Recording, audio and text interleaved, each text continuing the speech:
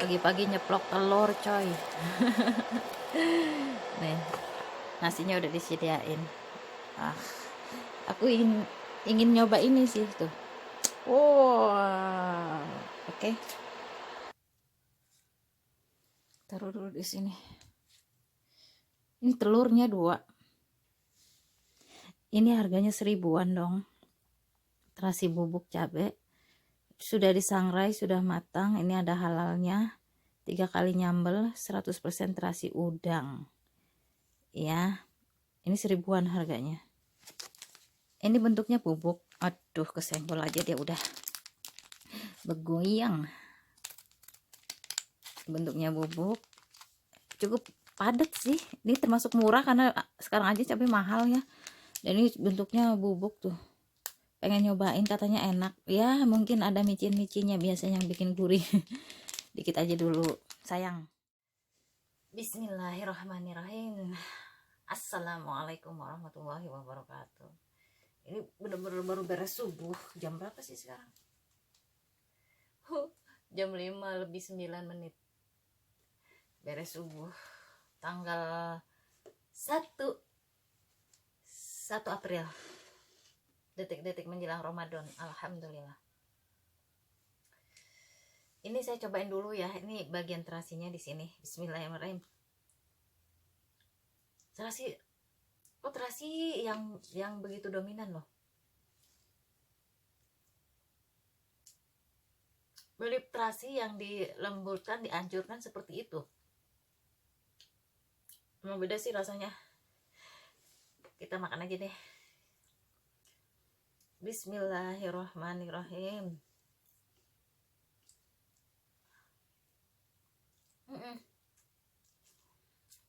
Kan terasi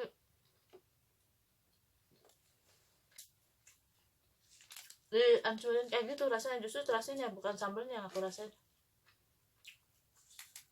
Oh, pantesan terasi bubuk bilangnya, bukan sambal terasi, terasi bubuk.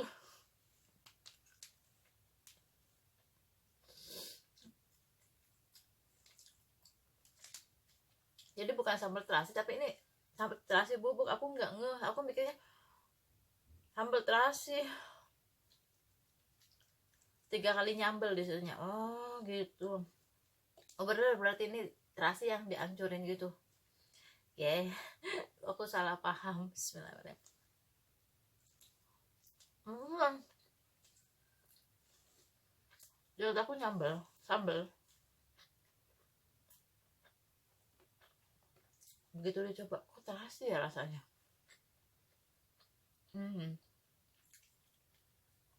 Ini detik-detik menjelang Ramadan. Aku dari awal pun berpikir bahwa kita bareng hilangkan perasaan-perasaan dengki kayak gitu. Yang dikedepankan adalah kita berteman. Aku dimanapun berada berpikirnya bahwa nauzubillah menjalik, jangan sampai menyimpan perasaan-perasaan dengki, perasaan-perasaan yang tidak bagus terhadap orang lain, karena itu bikin hidup kita nggak nyaman.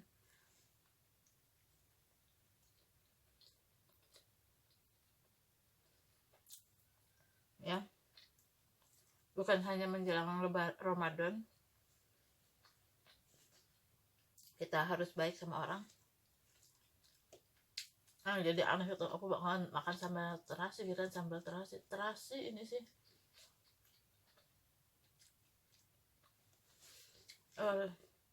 bukan cuma menjelang Ramadan kalau aku mikirnya. Pokoknya selama kita hidup diusahakan untuk tidak menyimpan niatan-niatan buruk, menjaga niat lah intinya, dimanapun dengan siapapun kalau aku ya. Nah repotnya kalau udah bersinggungan dengan orang lain, kita kan nggak bisa menentukan bahwa lu harus begini enggak. Jadi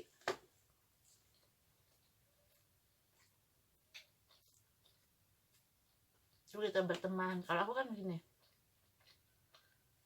ketika kau berteman dengan seseorang, berinteraksi dengan seseorang, usahakan untuk, apalagi berteman ya, karena interaksi dengan berteman tuh belum tentu jadi teman kalau kita berhubungan dengan seseorang, berinteraksi itu. Tapi ketika kita sudah mengatakan bahwa memposisikan sebagai teman, yang harus aku lakukan adalah menjaga. Aku melihat ada banyak orang yang di sekeliling aku itu,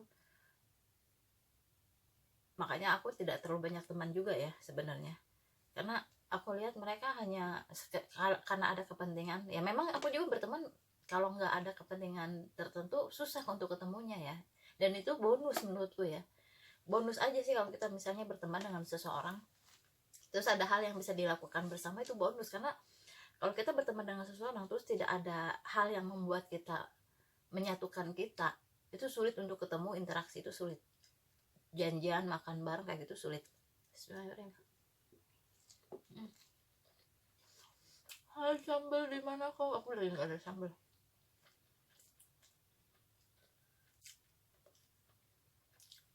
Untuk makanya bonus kalau masalah ada hal yang bisa dilakukan bersama, itu macam bisnis, usaha bareng. Lalu aku berusaha untuk ngejaga, cuy, berusaha ya, berusaha sih. Apapun yang terjadi di depan ya itu beda soal ya. Yang aku lakukan dari awalnya itu adalah usaha. Adapun ketika ada hal-hal yang terjadi di luar usaha kita, kendali kita, ya wajar lah, harus sama-sama harus maklum. Dan aku juga tipikal yang ketika sudah terjadi ya wajar kalau kemudian aku kemudian agak kesel, marah gitu ya.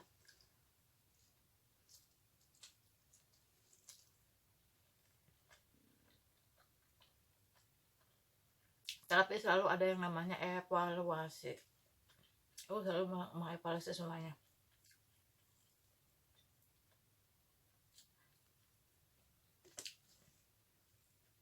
Yang bikin aku nggak nyaman adalah bukan karena aku ngeluarin materi banyak, bukan banyak sedikitnya materi yang aku keluarin, tapi lebih kayak ke nilai-nilainya. Kok kayak gini sih nilai-nilainya gitu loh. Ketika kita, kan gini, ketika lo makan sesuatu bahkan lebih banyak dari yang dimakan orang dengan cara yang zolim, lu lebih bahagia kan yang lu rasakan gitu loh. Ini karena memang bukan masalah jumlahnya cuy, bukan masalah nilai uangnya, bukan, tapi lebih kayak ke nilai-nilai moralnya yang seperti itu yang aku agak gimana banget, wallahi. Bismillahirrahmanirrahim.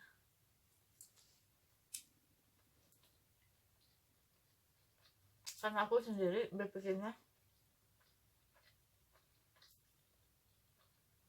harus ke orang yang tepat, tapi nggak masalah. Allah udah kasih rezekinya ke orang ini misalnya, udah nggak masalah. Cuman aku minta ke Allah, ya Allah tunjukkan, aku nggak mau terseret masalah hanya karena orang ini. Di dunia gue boleh dipersulit sama orang-orang ini, tapi aku mohon lepaskan beban-beban tanggung jawab aku dari orang-orang ini. Aku udah berusaha ngasih tahu, membuka mata mereka bahwa ada kezoliman, ketidakadilan di sini. Adapun misal mereka masih lanjut sampai aku, semoga aja aku segera diberikan rezeki untuk membeli rumah sendiri, amin. Ikhlasin gitu, maksudnya ridho lah engkau sama aku gitu loh, ketika aku membiarkan mereka seperti itu, karena aku sudah berusaha untuk menyelesaikan urusannya itu, masalahnya, tapi memang mereka tidak mau berubah. Misalnya saya cuma minta sama Allah, jangan kaitkan aku di akhirat nanti dengan orang-orang ini ya, jangan seret aku ke masalah di akhirat nanti hanya karena orang-orang ini gitu loh. Aku minta petunjuk sama Allah, tapi kemudian tadi aku merenung gitu loh, subuh tadi habis sholat, bismillahirrahmanirrahim,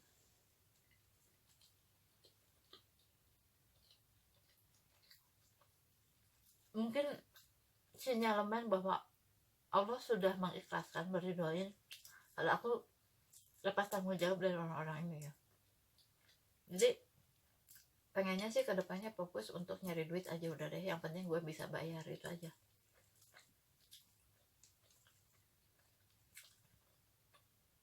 Kalau udah diridhoin kayak gitu, ketika ada terjadi masalah dan pun ketika aku diam, Allah langsung yang akan menangani mereka kan, ya enggak? Kalau udah dipasrahin ke Allah totalitas, kita udah ikhtiar nih, dan kemudian saya serahkan ke Allah gitu, tawakalkan ke Allah, ya Allah saya sudah berusaha, ikhtiarnya udah, sekarang saya tawakal ke Engkau, Allah yang akan nanti yang bekerja dalam, bukan pekerja kita mempekerjakan Allah, enggak, karena dia maha kuasa atas segala sesuatu. Jadi Allah yang nanti menangani mereka langsung gitu loh. Jadi bukan, nggak harus kita turun langsung, kewajiban kita untuk ngasih taunya sudah beres gitu loh.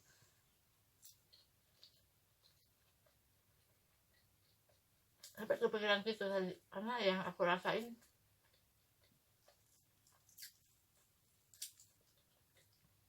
padahal aku nggak interaksi langsung ya, nggak berteman sama mereka, yang aku rasain kontraproduktif beneran deh, kontraproduktif gitu.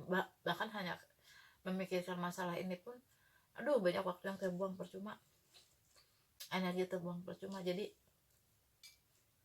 banyak aktivitas yang harusnya lebih oke, lebih bagus, terlewati hanya karena memikirkan masalah ini gitu, masalah mereka juga gitu loh, antara aku dengan mereka gitu.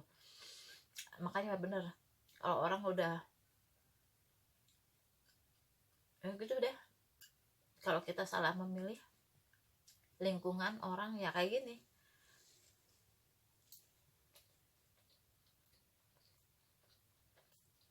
Ada resikonya. Tapi ya justru ini bagus buat pembelajaran aku sih.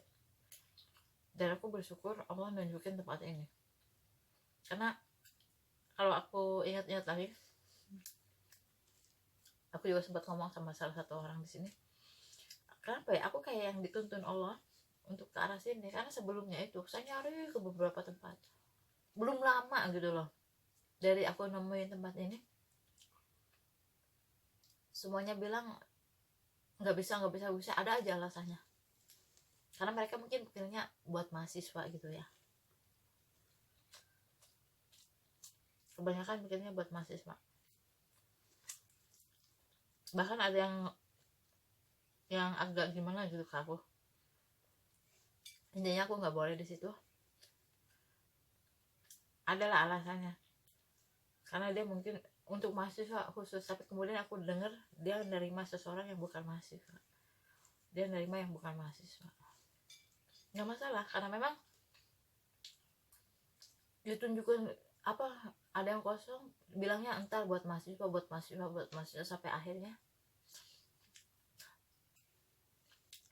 Masya Allah banyak dikontrakan itu sekarang. Karena aku mikirnya Allah memang nunjukin dan aku di sini, aku sih ngeliatnya ke sana, Allah ingin lu ada di sini deh gitu, Allah nunjukin kayak gitu.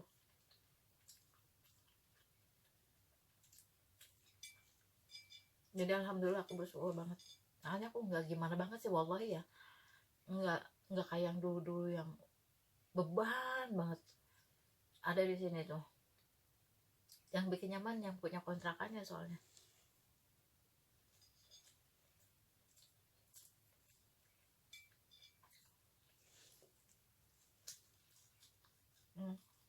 Ya jadi kalau yang punya kontrakannya udah enak nyaman, kita intinya nggak ada masalah sebenarnya. Adapun masalah-masalah riak-riak di sini ya bukan sesuatu buat aku ya, karena yang punyanya sendiri adem gitu loh, baik. Jadi ya no problem gitu dengan orang-orang ini. Tinggal aku selesaikan dengan Allah, itu aja sih. Gue selesaikan dengan Allah. Ini mau Ramadan, tadinya aku pikir pengen gimana rekonsiliasi ya tapi kemudian Allah kayak nunjukin ya udahlah kamu nggak usah ini banget sama mereka gitu, kayak gitu. Sampai terakhir tadi subuh itu, jelang subuh sih aku kepikiran gitu, mungkin nanti petunjuk dari Allah bahwa gue stop it. Jadi udah cukup, gue udah cukup, cara gue menangani mereka udah cukup. Jadi biar Allah yang menangani langsung nanti. Jadi kalau ada apa-apa, kalau kita udah ikhtiar ya, ini keyakinan aku sih. Jadi ketika kita udah ikhtiar, konsep tawakal yang aku pahami bukan cuma sekedar ya udahlah tawakal, sebelum berusaha tawakal itu harus diusahakan dulu.